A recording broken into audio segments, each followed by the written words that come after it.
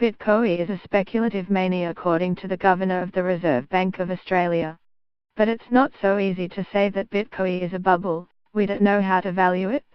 Recent price rises, close to $18,000 in the past 3 months, may be too great and can't continue. But the Bitcoin market is only just maturing as an investment and as a currency, and so it may still have room to grow. A bubble is when the price of an asset diverges from its fundamentals, the aspects of an asset that investors use to value it. These could be the income that can be earned from a stock over time, a company's cash flow, the state of a country's economy, or even the rent from property. But Bitcoin does not pay out profits, like shares, or rent, like property, and is not attached to national economy, like fiat currencies. This is part of the reason why it is hard to tell what the underlying value of Bitcoin is or should be. In the search for fundamentals, some have suggested we should look at the supply of Bitcoins in the market, which is regulated by the technology itself, the number of Bitcoin transactions through the market, or even the energy consumed by Bitcoin miners, the computers that validate transactions and are rewarded with Bitcoins.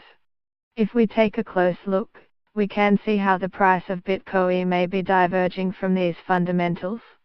For instance, it is becoming less profitable to be a miner, especially as the energy required increases.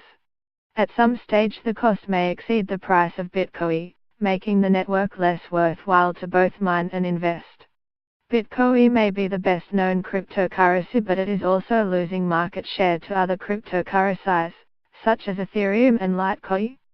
Bitcoin currently accounts for 59.4% of the total global cryptocurrency market, but at the beginning of 2016 it was 91.3%. Many of these other cryptocurrencies have more functionality than Bitcoin, such as Ethereum's ability to execute smart contracts, or are more efficient and use less energy, such as Litecoin. Government policy, such as taxation or the establishment of national digital currencies, may also make it riskier or less worthwhile to mine, transact or hold the cryptocurrency. China's ban on initial coin offerings earlier this year reduced the value of Bitcoin by 20% in 24 hours.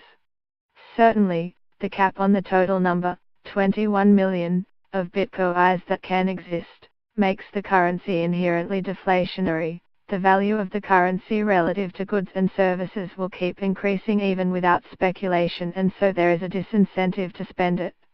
Many big investors, including banks and hedge funds, have not yet entered into the market. The volatility and lack of regulation around Bitcoin are two reasons stopping these investors from jumping in. There are new financial products being developed, such as futures contracts, that may reduce the risk of holding Bitcoin and allow these institutional investors to get in. But Bitcoin futures contracts, where people can place bets on the future price of stocks or markets, may also work against the price of the cryptocurrency.